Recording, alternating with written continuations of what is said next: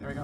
All right, people, I hope you can see me. I am driving home from the grocery store, which was a very sad experience. And I was going to tell you about how my duck and my goat and my rabbits all entered a cabin and the fun hijinks that occurred from that. But I'm going to talk about this instead because this is like hashtag rant time, right? So look, I go to the grocery store and I need to get some stuff for a blog post I'm writing. It's about natural Easter egg dyes. It's coming out this week on the blog. It's going to be cool. Hang around for it, right? But here's the thing. I go there.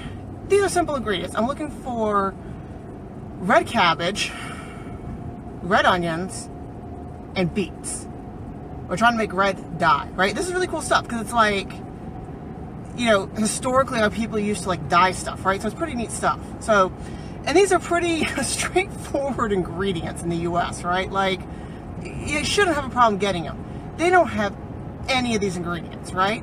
And, you know, people, you know, we live in a rural area where, you know, farm country, like things grow, right? So you would think that getting access to high quality food would not be an issue, but it really is. And, you know, you've heard about things like urban deserts where in very urbanized areas, it's hard for people to get access to healthy food, like clean living food, because there's no grocery stores to really, you know, provide services to the area. There's, you know, there's gas stations, there's 7-Elevens, there's no real grocery stores. That's an area, that's a problem in urban or in rural areas too. It's a problem in urban areas, but it's also a problem in rural areas. And people don't think that way. And I mean, by rural areas, I don't mean just like, I'm going to be, like, the sun's going to be on me, guys, so sorry. I'm heading west. But it's not just a problem in urban areas. It's a problem in very, very rural areas where the population is not wealthy. Okay, so the area that we live in, there's a real big divide between wealthy and not wealthy. Okay, there's a middle class here, but not really. Okay, it's you know, a lot of people are on welfare, and then there's a group of people who are, you know, 1% who are not on welfare, who are very wealthy and able to afford anything they want to. But the vast majority of people here are actually on some sort of government program, whether by choice or by, you know, whatever. You can argue that all day long, but they are. And I go to these grocery stores here, and it reminds me why we need to be doing things like growing our own food, okay? And I could go on and on, but the quality of the food here is not really acceptable to me, okay? They leave, you know, they leave things on the shelf far too long, but more like there's not ready access to basic food ingredients. I don't know if it's laziness on the part of the storekeeper. I don't know if it's the fact that the truck didn't show up. I don't know what, but I know that I consistently go to the grocery stores around here and they do not have fresh, high quality produce. And a lot of people are on government programs, so they're on, you know, SNAP, they're on, you know, whatever, you know, WIC. And these not WIC, but SNAP in particular is set up so that people can buy cheap, disgusting, processed food instead of healthy food, right? WIC is set up so that they can buy healthy produce. Whether or not the produce available to them is high quality, that's another matter. But WIC is at least set up for that. But SNAP is not. SNAP is set up, and I don't know if this is like because the government has been taking money from these companies, you know, I don't know what the deal is, but you can buy chips, soda, salted peanuts, whatever. You can buy all that with their SNAP card. I know this because I've seen people in front of me at the grocery store do exactly that. They're not buying produce, they're not buying, you know, so I don't know if the stores stock this other processed stuff because that's what the majority of the population wants, or if it's, you know, some other reason that I haven't conceived of, right?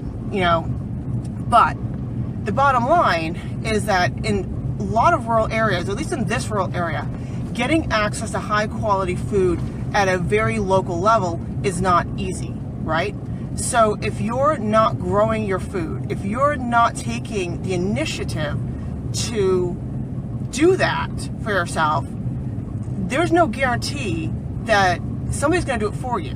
Because I'm telling you, I go to the store, and last year at this time, they had kale on sale, right? And I was like, oh, fucking kale. Shouldn't swear, but yeah, kale. I like kale, right? Kale's a good thing. We all love kale. Yay, kale. But I get there, there's no kale. It's collard greens, which I don't like, but I can accept that. But they're all wilted, and they're all old. And they're trying to sell these things, and nobody's buying them because it's crap, right? But, so I don't know if it's like the seller is to blame or the environment's to blame. I don't know what. But all I gotta say is that this grocery store experience reminded me that if you're not taking the initiative to grow your food, or you're not taking the initiative to at least grow some of your food, there is no guarantee that you're going to have access to that food. Because today I went to the grocery store, and yeah, I could have gone another 20 miles and gotten probably, maybe red cabbage, red onions, and beets. But the fact that I have to leave my local area to go and get that, that's a pretty sad state of affairs, I think. To me, that's a little bit ridiculous. So if you're not taking this initiative, there's absolutely no guarantee that you're going to have access to that food, okay? So I'm not saying... Sorry, my driveway's all bumpy because we had a lot of rain last night. I'm not saying screw the grocery store. Never go to the grocery store, whatever. I'm just saying, like, look at what you like, look at what you eat, look at what you might want to hold on to or something, and then grow that. Do what and I've never been like, do it all now, right? Do it all now. Like that's not reasonable, right? But what you can do is something, right? So and it's ridiculous because they don't have red onions for sale, right? But they have red onion starts. Why does that make sense? It doesn't make any sense, right? So obviously I've bought red onion starts at this point because who the hell knows if I'm ever going to get red onions again at the grocery store. But it's the fact that in a very local area, and by local I mean like 5 miles from my house, and just so you understand the situation here, it's not like I can go down the street and go to the grocery store, okay? That option is not available here. I have to go literally another 12 or 13 miles to get to another grocery store. So it's not, so in these very, very rural areas, and we're not even like in the most rural area of America. There's more rural areas than that. Or even in some of these urban deserts where, there's nobody to service them in the way, service them in the idea of bringing food to the community, right? So at some point, it does, the onus does fall on us. And I'm sure that, a lot of you watching this can kind of agree with that. I mean, we're all kind of the same ilk. We're not like all different people here. But today was just a reminder that if you're not doing this, if you think that somebody's going to do it for you, if you think that, don't harm animals and go to the store and buy meat where animals aren't harmed, right? If you think like that way, it's time to think differently, because I don't have any ability to bring red onions into my area unless I go far away. I have to either grow them myself or I have to sort of just not have them. And you're like, yeah, red onions, who cares, right? But what's next, right? Like the meat at the grocery store sometimes is not palatable. Like they say it is, but you look at it and it's like green, okay? And again, it could just be a factor of these particular grocery stores. It could be a factor, but the overarching takeaway from this is that you can't depend on somebody else to do it for you, right? It's not going to happen. At some point, it's going to fail, right? And in this instance, it's failed at a very localized level, right? Within 5 miles from my house, there are no red onions to be seen, right? And again, yeah, it's red onions, but it could be something else next week. It could be water. It could be, who knows, right? So that's my rant for today. Sorry it's a rant, not a fun story. Might have a fun story tomorrow, but hope you have found this interesting, informative, and if you want to, you can share it. You don't have to, but if you want to, you can share it. Please do click like if you've liked it. I do appreciate that. And go visit the blog above. I will, at some point this week, have a blog post about natural Easter egg dyes, and all of these Easter egg dyes, they're natural and you can drink them and they will not harm you. Okay? All right. I'll see you guys later.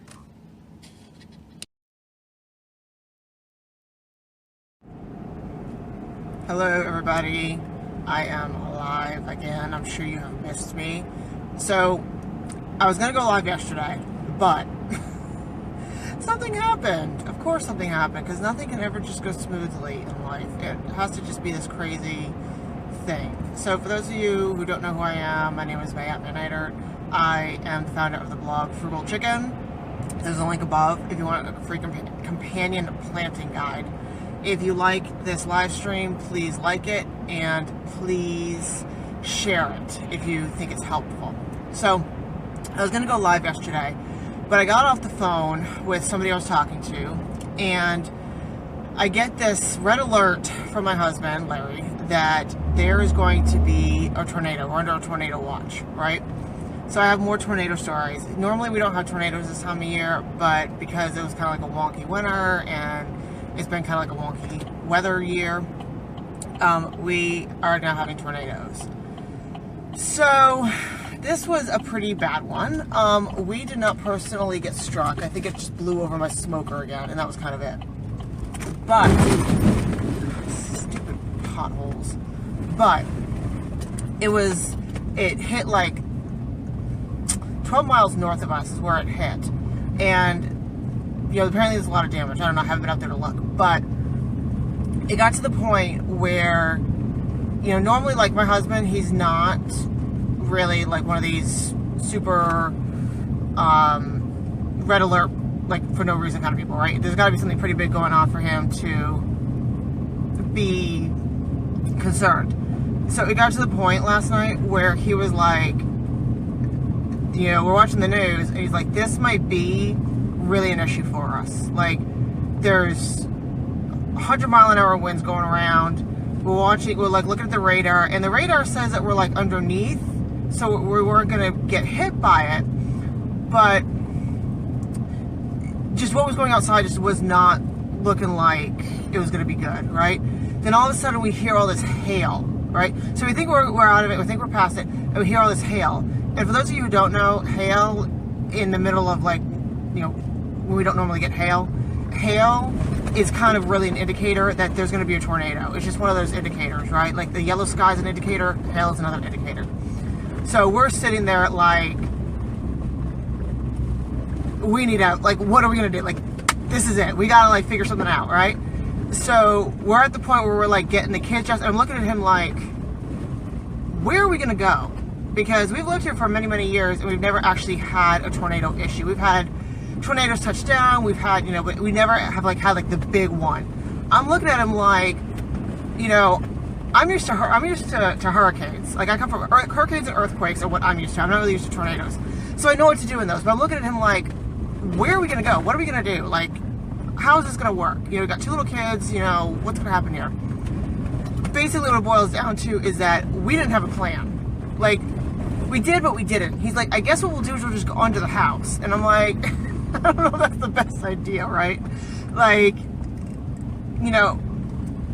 things always work out, so there's always like but I'm sitting here thinking to myself, maybe now we need to, like, figure out, like, if the big one actually does hit, because, like, nothing really happened. It was just, I really think it was just, like, hail or rain, or I don't know what it was, but it was just one of those moments. So then we realized that we're basically kind of like in the clear. Like, we're watching the news until, watching the news, and we see that the circular area, that's the storm, the tornado, the circling winds, had moved past our area. It wasn't going to be a threat at this point.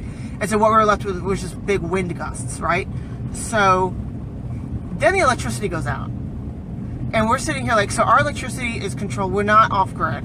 We're moving towards that, and that's the second part of the story, but we're not off grid. And so our electricity is controlled by an area that was actually hit by a tornado, according to the news. I haven't been out there because, thank you for the like, I haven't been out there because I got better things to do than go tornado watching, right? But he's like, well, our electricity is controlled by the place that was hit by a tornado, so we might just be like out of luck if the tornado took down the power plant, right? the electrical people. We ended up getting our electricity back about an hour later. So it's not like, we watched the trucks come down, we're like, oh, they're going to go fix it. It's not a big deal. The thing just, there's a thing down here that always, not always, but it's if we got a thing down there and they just got to fix it, right? It's not a big deal. It goes off sometimes. But we don't have electricity at a certain point. So I'm sitting there like, are we going to even have I'm from, we lived in Maryland for a long time. There's a company in Maryland, it's called Pepco, where it's so poorly managed that you would think urban area, Washington, D.C., nation's capital, getting electricity would be an issue. But during hurricane season, this particular company, people will lose their electricity for a week. It's ridiculous, right? So this is kind of what I'm used to. So I'm sitting here are we going to not have electricity for a week because of a natural disaster, right? So I looked at him and I said, we don't have a plan. This is not good, right? We don't know what's going to happen if a tornado decides to touch down in our area. We don't got a place to go. We got to figure this out. 2, we don't have an electrical backup plan. Now, here's the thing. I obviously, the blog is what supports us, right? So for us to lose our electricity for a week, it's kind of a big deal, but it's kind of not. It's not like we're not on well, right? So we're not on a well. So if we lose electricity, we're not going to lose our water. We're not on a well with a well pump, electrical pump. We're not on that. All the business stuff I do, it actually can be done from my cell phone, for the most part. The stuff that's gonna, if I have to do it for my cell phone for a week, it's okay. Some stuff I can't do for my cell phone, but I can kind of manage it ad hoc on my cell phone. So it's not such a big deal. But at the same time, I'm sitting here we got 2 little kids. We need, so we had, and the whole thing is so what if we did lose our electricity for a week, right? I don't want to go off and buy a gas generator because that's really, really expensive, or propane generator, right? So we've been looking at these solar generators, for the past couple of months, and they're kind of expensive. So we're kind of well, do we want to do? We went out and bought a solar panel today. The short, version of the story. I'll just end it at panel today. And we're looking to connect to my Wi-Fi now. We're looking to hook up the solar panel so that we can, start using it as some sort of a generator. Because if we lost our electricity for a week, what are we going to do, right? So, our mistake was when it came to this whole tornado thing, we didn't have a plan. Not good, right? And I don't know, it's weird, because the animals, we weren't worried about the animals. Animals are smart, right? So the animals were all fine. Everybody had their own shelter. So, and everyone's shelter is kind of buckled down. It's not, so, but for us, we didn't have a plan about where to go. And we didn't have any sort of backup plan for power, right? So we went out today and bought a solar panel. I'm going to show you guys what that's like at a different point. We're kind of still trying to figure it out right now. This is something we've meant to do for a while. We've been meaning to do solar for a while. We've kind of just put it off. And then we found a really good deal on a solar panel. So this is our first venture into it. And then we'll kind of look at doing more. We don't want to just jump into solar because, so we had the house assessed. They wanted $28,000 to put solar electricity into our house. That's a big, even the person that was trying to sell it to us, they were like, well, we can take you someplace to get financing. And I'm like, that's the last thing we need to do is finance anything, right? So what we're trying to do is kind of learn about solar and get used to it. My friend Lori Neverman, she does Common Sense Homesteading, that's her blog. I think they're totally on solar. So, I'll be probably contacting her a little bit to ask questions about it. But there are people who are totally on solar who, are doing great. So we're going to learn about it. And then as we learn more about it, see more and more what we can maybe do that's not quite so expensive. $28,000 is kind of a lot of money, right? So that was our exciting night last night. It was one of those situations where it was really down to the wire. I got my jacket on, the kids got their jackets on, everyone's got clothes on, shoes on. I got my bag on me in case we just got to run out, and because the bag's got all the money in it, that sort of thing. Make sure I got it back here. I didn't leave it at the store. But it was one of those moments where you're like, I don't know what's going to happen next. And it's not good, you know? And then there's all this lightning everywhere, and I'm afraid of lightning. But we're fine. Everything's fine. All the animals are great. We went out once it stopped raining so hard, I won't go outside if there's lightning. That's my thing. So once the lightning had stopped, we checked everybody. The goat, I was worried about my goat the whole time because she has a shelter, but we're like 100-mile-an-hour winds. Did it like blow the goat away, right? The goat is just standing there like, so we go check on her. She's like, what's going on? Like, hi. She's totally dry. I'll have to show you the goat shelter one day, but we built her like this sort of shelter for her out of like old stuff that was laying around, and then we put Plexi on as her roof. The goat's totally dry, totally like just weathering the storm, like not even a problem. She's like, hey, what's up? What's going on? Do you have any food? And we're all like, Dahlia, we're like worried that you blew away. And the goat doesn't even care, right? All the rabbits are fine. We double checked the rabbits. All the rabbits were doing good. They did lose we have a thing over the top to keep them dry, but they weren't wet, but the thing fell off, so we fixed that. I mean, all the chickens are fine. I mean, the only one the only ones on the property that were like worried were us. All the animals, and then like we got the baby bunnies obviously in the cabin. Nobody, like the duck didn't even care. Like, so we were the only ones who cared. So all the animals are fine, we're fine, but you know, now is the time that we got to sit down and figure out, you know, because tornado season for real is actually coming up. So we got to figure out, where are we going to go if the real one hits? What are we going to do? And, you know, get our solar panel sort of sorted out so that at least, you know, we have a generator so that if there is an issue, you know, we have some method to like have power for a few days, right? And then we obviously will have a solar panel to continue to recharge it. So as we get this whole solar panel generator shtick figured out, I'll like let you guys know. But that's sort of my thing. You know, if you don't have a plan, you need a plan, right? Don't be like us. Don't be like us, right? Sitting there in the middle of a storm going, I don't know what's going to happen next. We'll figure it out, I guess. Anyways, I hope you guys have enjoyed this. If you have, please give it likes. If you want to share it, please go ahead and share it. I would appreciate it. If you click the link above, it will take you to where you can get a free guide, a free companion planting guide.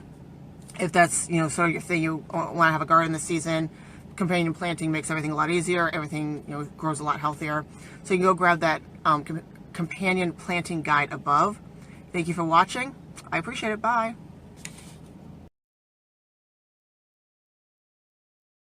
Wait a second, I did this a minute earlier than I thought that I should have. I should have done this so soon. I thought I had a better turning radius than I do. Anyways. So, I don't even know what to say. I'm like the worst mood, okay? Because, let me turn off. What the hell? Hold on. There we go. Now you guys can hear me better, right? I'm sure. I woke up this morning.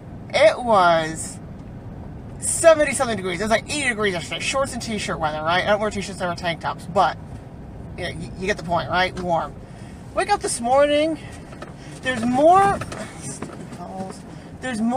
snow on the ground than there's been all winter long. It's what, March 11th. Well, I don't know what day it is.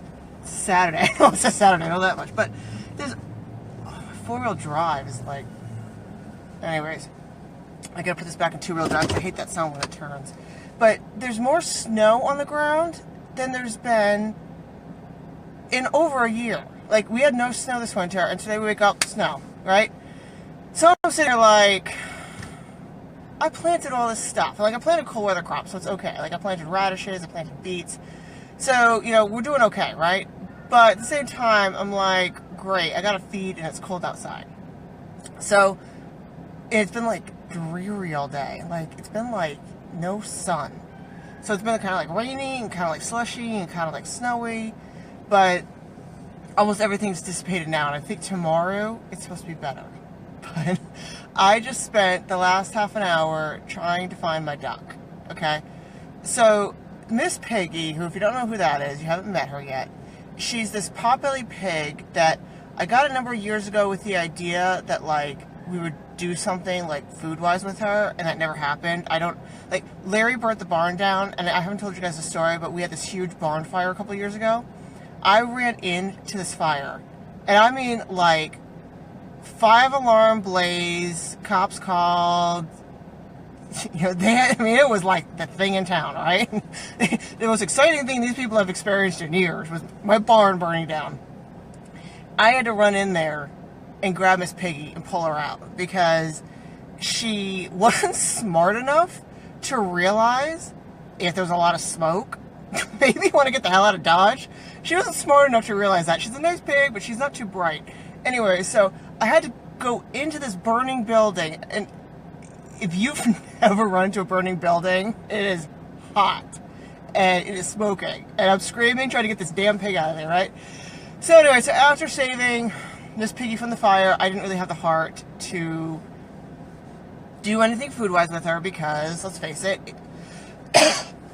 sorry, once you've run into a burning building to save an animal, you know, there's something going on, right? So anyway, so Miss Piggy is like the most destructive pig on this farm. She goes into the chicken coop and just like breaks the wall down, like no cares given. So the duck keeps getting out, right?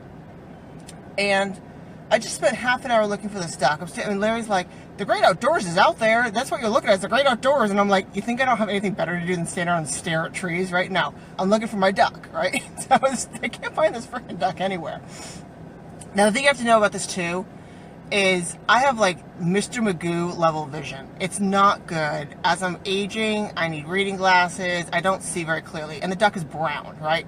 So, dirt is brown, duck is brown, equals not, I'm not doing too good here, right?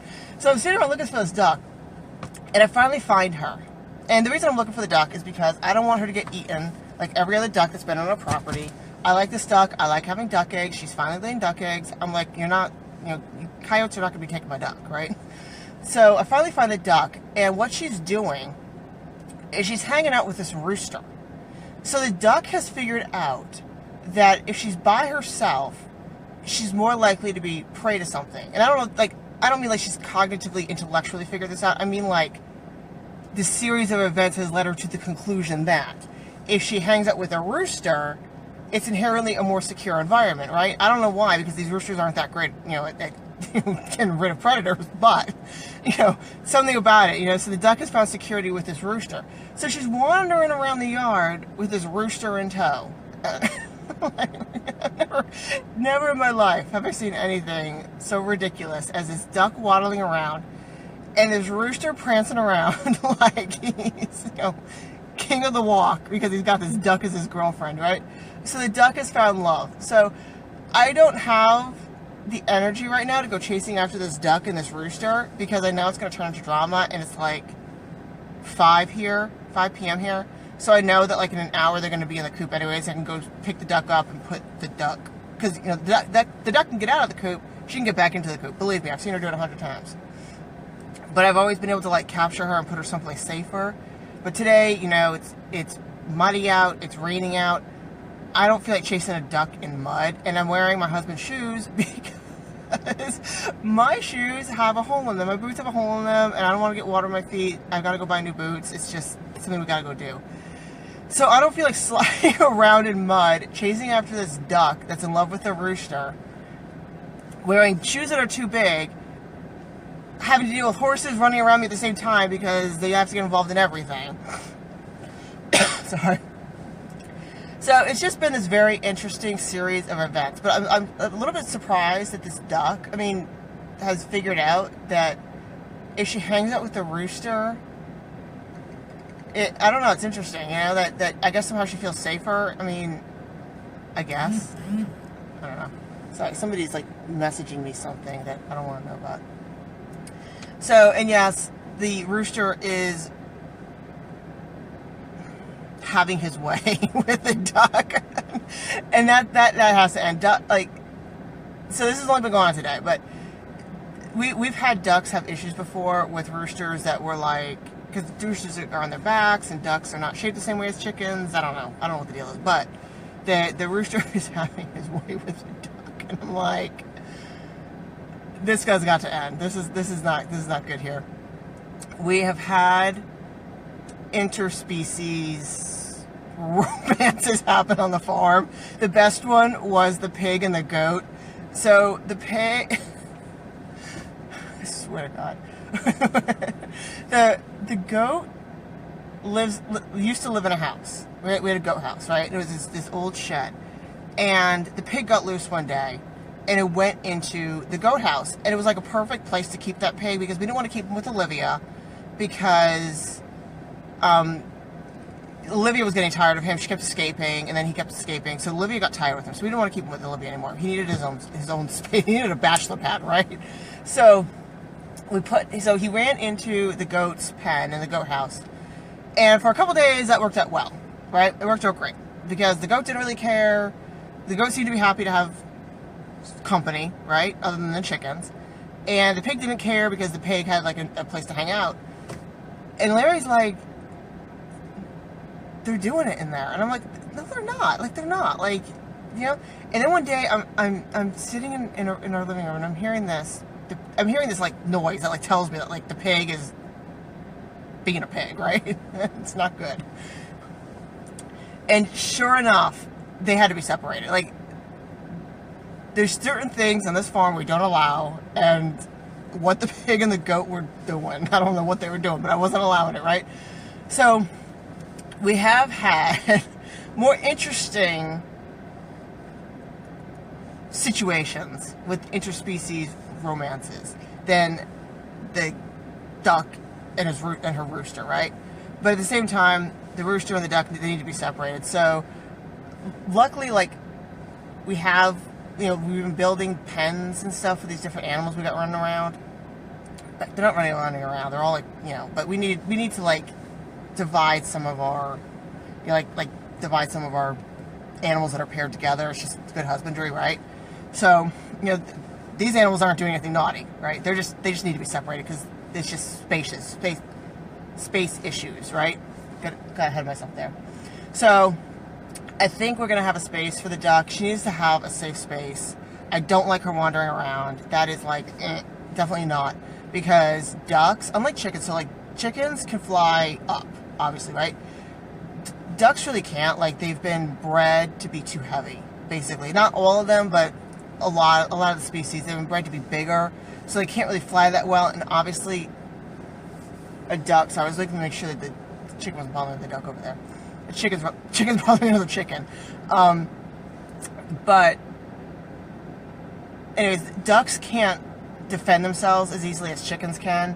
Chickens can fly up. Chickens can fly very fast. Not fly. Let's try this again. Chickens can run very fast. They run faster than people. Obviously, they can fly up onto trees and stuff. Ducks, you know, domestic ducks really can't do that.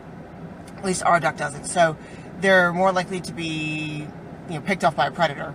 So I don't really like my ducks wandering around. So the duck definitely needs a safer space. I mean, luckily we're building some spaces where I think they'll work out for her.